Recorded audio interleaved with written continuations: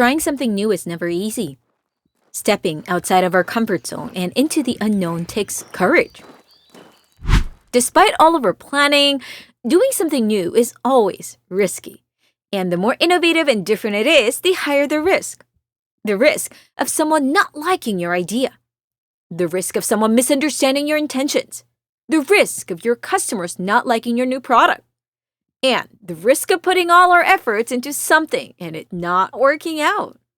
Yet, over and over again, there are some people who stand up to that challenge and find the courage to innovate. They show up despite the challenges they face. They reassure their teams despite knowing that things may not work out. And they somehow pull things together. How do they do that? How can we learn how to do more of that? Hi, I'm Monica King, and you're listening to Dear Workplace by Innovators Box. Be creative and think about the best ways to help each and every one.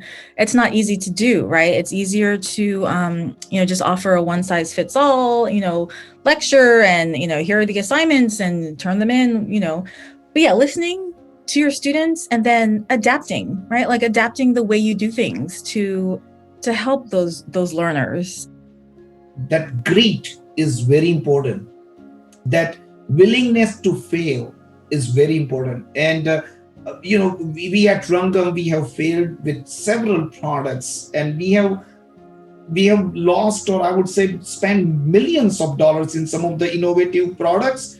And we have literally failed, which is really is very painful in my heart because I feel guilty that I have taken time, money, and efforts of my team and we have invested in that, and I was not able to make some of those innovations successful. But I'm not going to give up.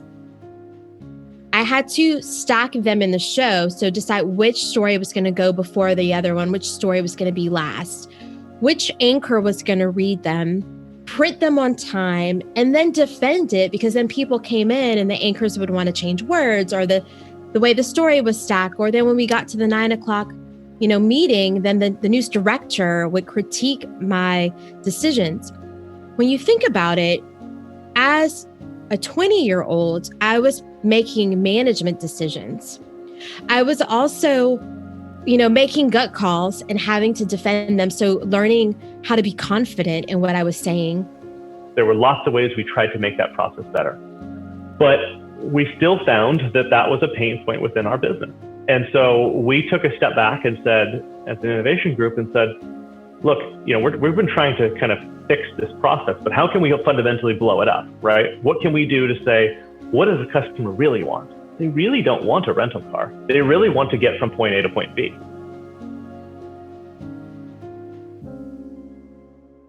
Welcome to Dear Workplace by Innovators Box, where we study trends, changes, and challenges at work. I'm your host, Monica King, and today I'm excited to dive into a question that we get asked a lot as a company that specializes in unlocking creativity in the workplace. How can we be more creative and innovative? Let's start with, first, understanding innovation and creativity. In the workplace, we often use it interchangeably, but the two, though related, are different. Creativity is coming up with big ideas and the act of thinking differently. Innovation is executing and implementing those ideas into reality that leads to new products, processes, and company growth. You cannot have innovation without creativity, and you cannot get to innovation by simply having good ideas. Unless people feel psychologically safe, encouraged to take risks, and know they could be appreciated for their new risky ideas, people will not be willing to think of new ideas, aka be creative, that could lead to innovation. So, how you feel in the workplace influences how you show up with your new ideas and how you execute them. Who are the people who encourage you to be courageous and be yourself? The other aspect is that innovation comes in many forms. The glamorous, successful product innovation we see in the news is just one kind, and there are many ways innovation can take form in the workplace. The two references I find helpful are the 3 innovation strategies and the 4 types of innovation frameworks. In strategy, you can take innovation 3 ways: product innovation, process innovation, and business model innovation. The 4 Types of Innovation framework then speaks of how those strategies may play out. Some may be radical innovations where both the product is new and it opens a new market, while some are incremental innovations where you innovate in an existing market and tweak an existing product. All innovation is relevant as it will permit growth, new possibilities, and find new ways of doing more with less. Which goes back to our word for today: courage. Doing all of that takes a lot of courage, and today I want to learn more about how some people found the courage to innovate and how they even encourage others to continue to innovate. It's both a humbling and rewarding process. Meet Terry Broussard-Williams, the founder of Movement Maker and the tech public policy expert based in Austin, Texas. She truly is a fire starter. In every field she worked, she led a movement and set a new bar. From journalism, government lobbying, healthcare advocacy, to now tech policy making. She goes out of her way to set new paths, including finishing her book, Find Your Fire, even after she had a major concussion. Yes, I'm serious. To understand her source of courage and how she navigates all these different roles as an innovator, we have to visit how she felt from the beginning of her career in journalism, where she had to constantly stand up for herself. I want to go back to where I started because I think it'll illustrate what you've laid out. So I got my start in television newsroom as an adult. I was a teen reporter, then I did producing and then some reporting. But when I was a news producer, I was required to go, and I worked overnight. So there was no one in the newsroom.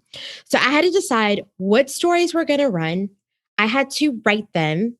I had to stack them in the show. So decide which story was going to go before the other one, which story was going to be last, which anchor was going to read them, print them on time, and then defend it, because then people came in and the anchors would want to change words or the way the story was stacked. Or then when we got to the 9 o'clock, meeting, then the news director would critique my decisions.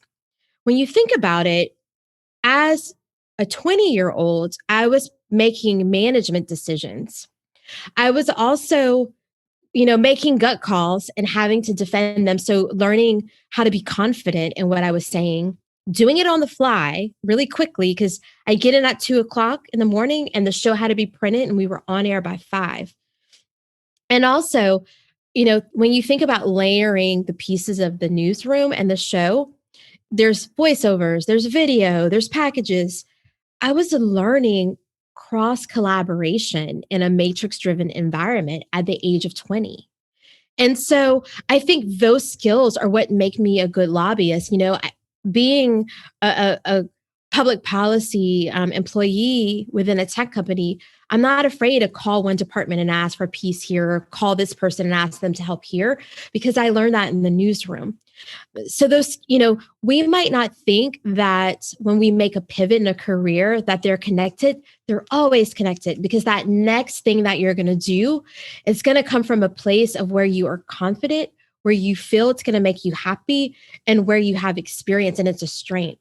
So the career paths might look different, but the skill sets are going to be so very similar. Terry's confidence and courage comes from constant hard work and resilience. It's a lot of diligence. No wonder she is good at paving new paths. This makes me curious though. Why are some people able to thrive no matter how hard the situation is? I think why some people thrive and why others don't, it's the topic of your podcast. It's because they're curious and they're creative and they want to be innovators. If you're not curious about lobbying, you're never going to start lobbying.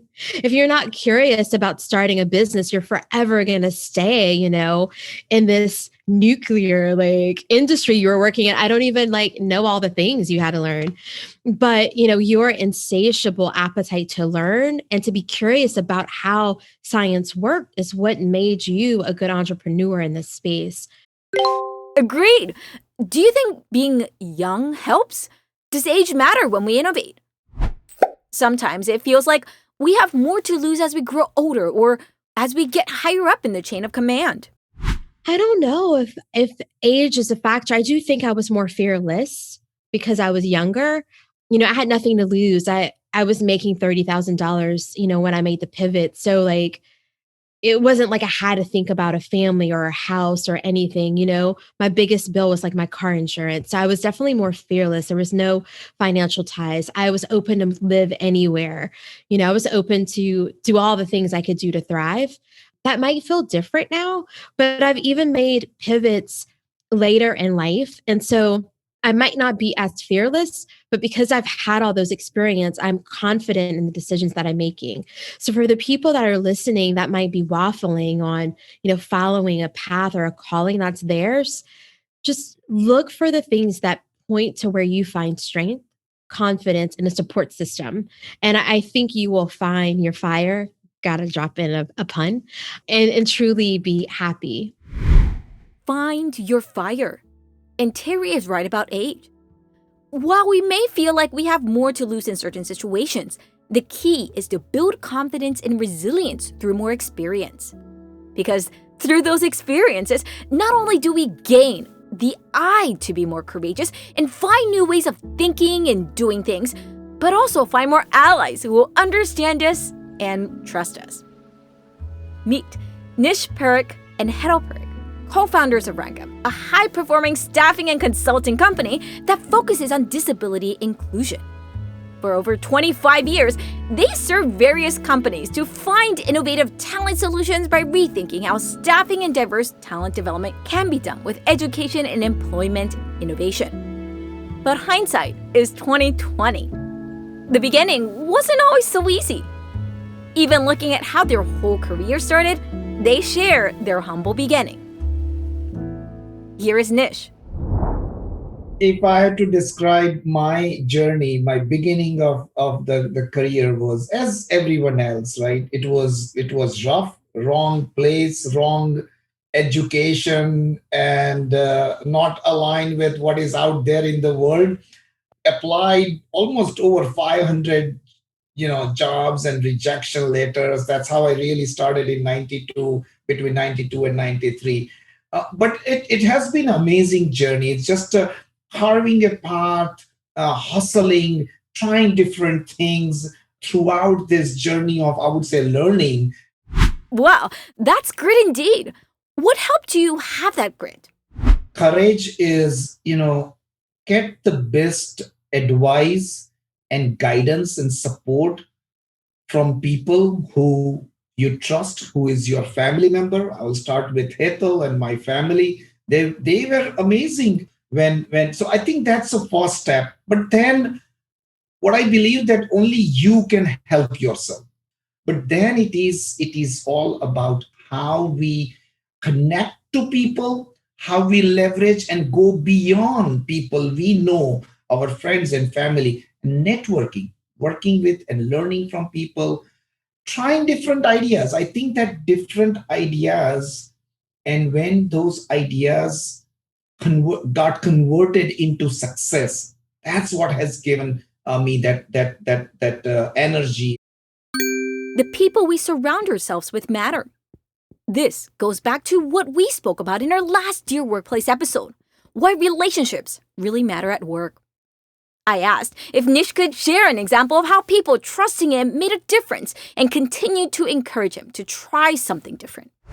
Curiosity and not be afraid of asking question, right? In the world of innovation, I was in the beginning of my career, I was very shy because that comes with the confidence also and experience also. So that's natural to have that shy nature, but that curiosity just kept on pushing me and helping me build that confidence, because once I started asking questions, even though in some cases it was a stupid question, but that's how we learn and we get better, and that helps us build that confidence. And then of course then it's all about listening, understanding, and then not giving up. I think that grit is very important.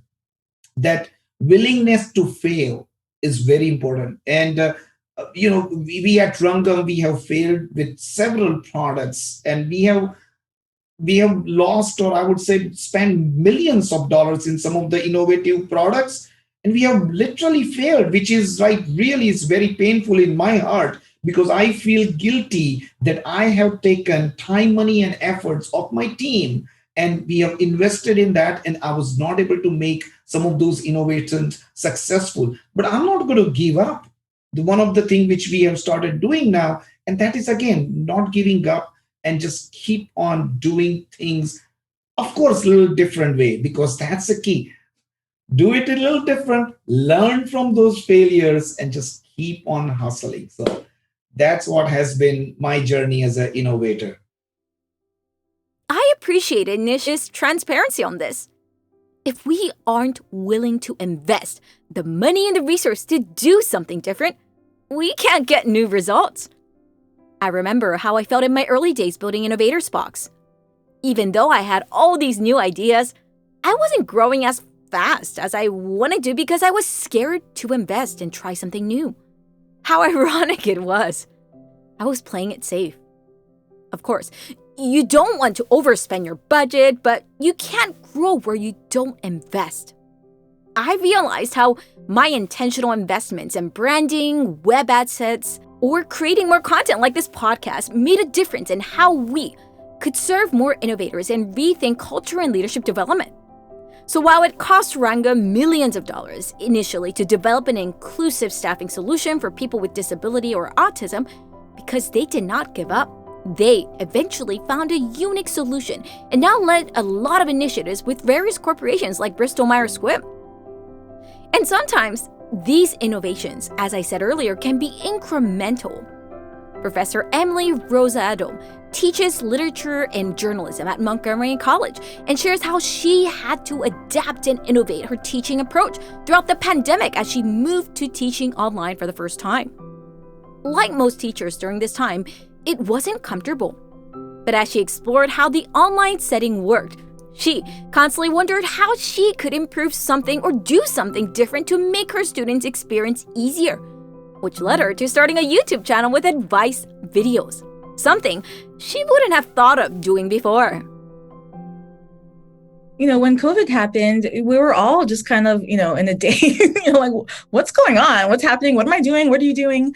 So yeah, one of the things that I felt like would be helpful for my students, because we were all getting used to, Zoom class and, this whole new medium that none of us were used to. And a lot of students were like really struggling with retaining information and, just being able to focus through a screen, which many of them have never had to do before. So yeah, I just took to YouTube to not just put, some of the content online so that they could rewatch it, but things that I thought might help them to feel better, right? So we were all like, missing our friends and missing being on campus. And as someone who, is a mental health advocate, I made some videos about like staying positive and, staying organized, how to get your work done when you're stuck at home all day and you just feel like you don't want to be productive. So anything that I thought would help them to feel balanced and to kind of like help them adapt through a really challenging time, I just, tried to make a video, offer whatever advice that I could, and then share it with everyone. Now, part of you may think, wait, how come doing a YouTube video is considered innovative? You have to take a step back and hear where the intention is. Emily not only had a great idea and intention, but she went out of her way to make it happen. Her heart to serve her students and meet them where they are resonated with me so deeply that when I had a chance to do a virtual event with her, more than 10 plus students from her class would come to support her and thank her for her contribution and how they made their learning journey easier during this time. Emily shares honestly that this kind of flexibility is always important to have as a teacher, as there are always things changing even once classes are in person again. I think for a teacher, any kind of teacher, flexibility is so important. It's one of those fields in which you're constantly evolving, you're constantly trying new things. Every time you feel like you have it figured out, you get a new group of students who are completely different, who have, different needs and different challenges, different personalities. So yeah, I just think being flexible and open-minded is really important. Like, I don't think I can stress that enough. The ability to kind of like adapt and to try things, risk taking, I think is key. Being willing to take risks, try things, if you have a total flop of a class one day, that's okay. I mean, at least you tried, at least you tried it, right? And you never know like what is going to be like the next best thing unless you try things. You never know what will work until you try. I asked her why she always cared to empathize with her students. Why does she care so much about how students learn? How does that encourage her to want to do something different? The more I thought about my own experiences and like where I struggled, and the more I thought about my students and where they struggle, it just made me feel like, the things that I've gone through and like the hardships that I had, I can use those experiences to help. And, like, for example, college was hard for me as a first generation college student. I didn't know what I was doing. I didn't know what I was doing. I was there by myself in a new city, and classes were tough. And, I chose my university by going to the library, looking at one of those big reference books of all the colleges in the United States and like flipping the pages and being like, oh, that looks good. There was no one advising me, or, college counselors weren't really helpful. So I just kind of ended up where I ended up. And yeah, so college was really hard. I don't think I made the right choice as far as the kind of school that was a good fit for me. However, I made it through, obviously, with persistence. But yeah, so things like that, things that, stories that stay with me, people in the college who, maybe necessarily didn't believe in my abilities, people in high school who didn't believe that, maybe I was, college material. I think, those kinds of experiences, reflecting on that, and then, seeing my students and seeing that, they've been told the same things. They're not good enough. They're not smart enough. Like, you're not going to make it through. Like, you don't have the money. You don't have the brains.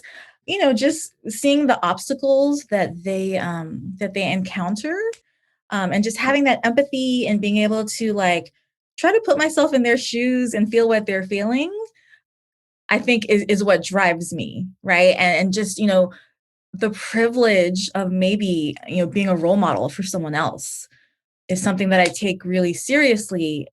So yeah, I mean, I guess, does that answer your question? It does indeed.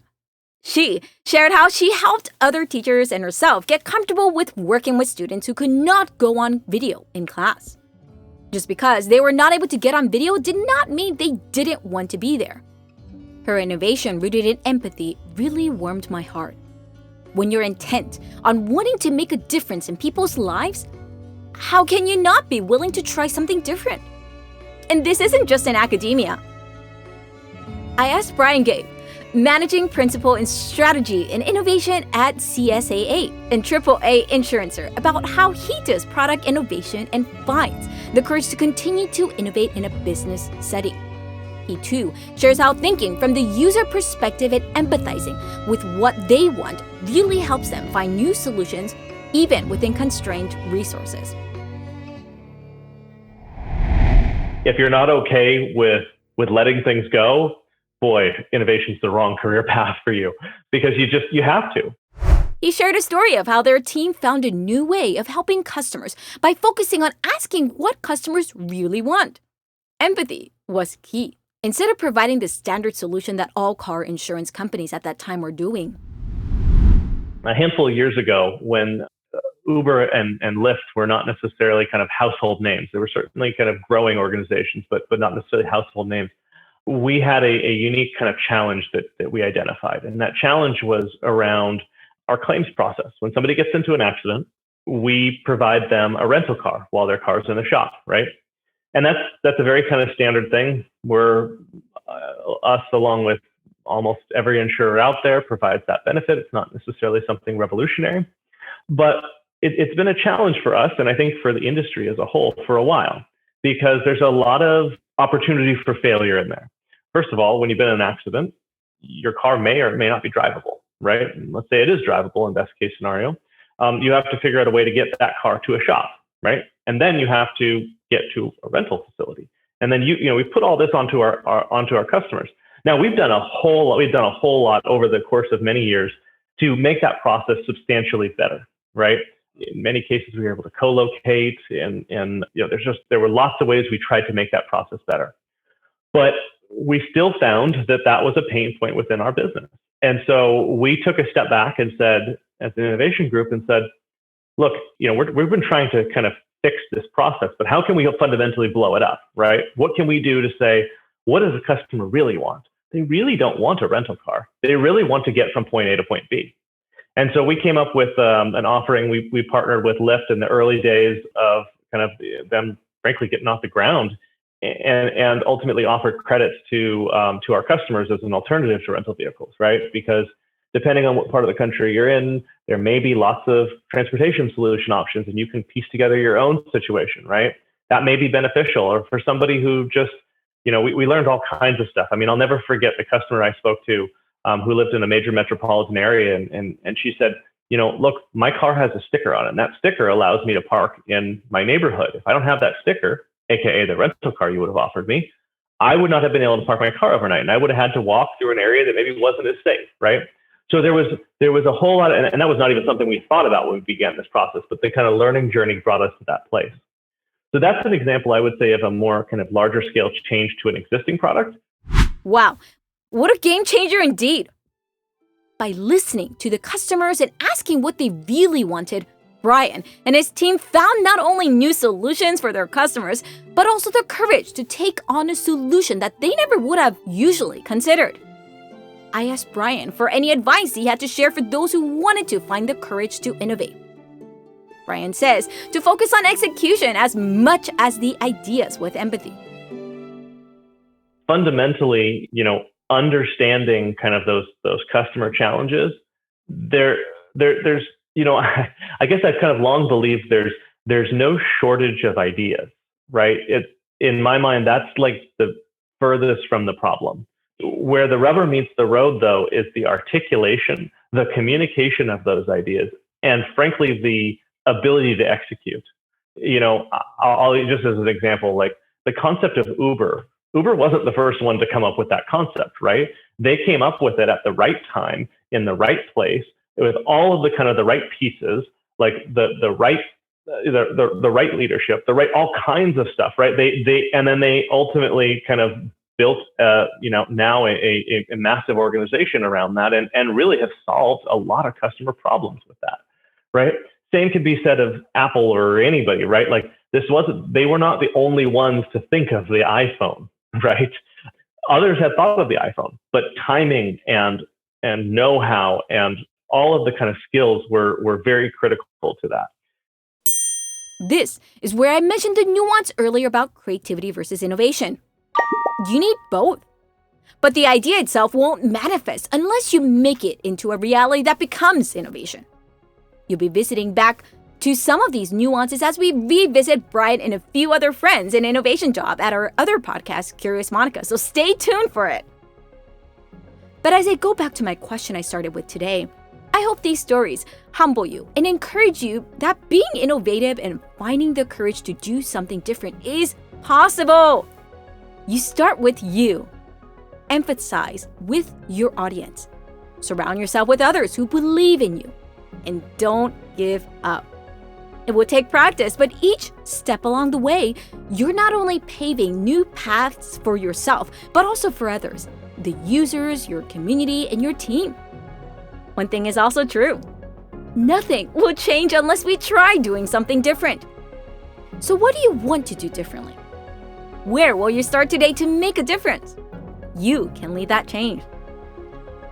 Thanks for joining us today. This is Monica Kang, your host at Dear Workplace. I hope you enjoyed today's show.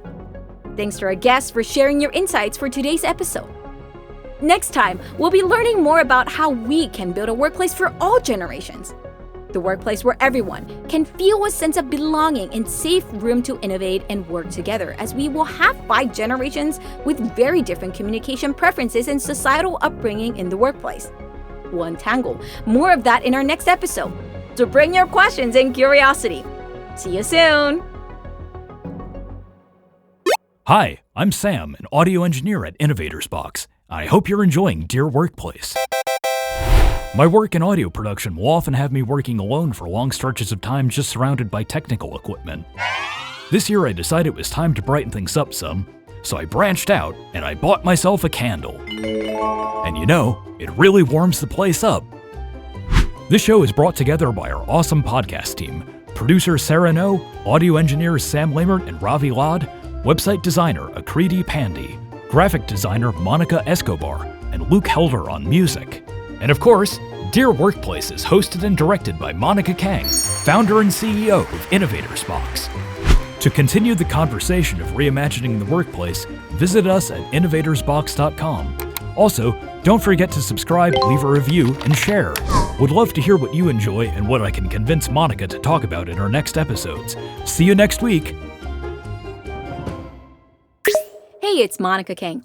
Thanks so much for joining us at Dear Workplace.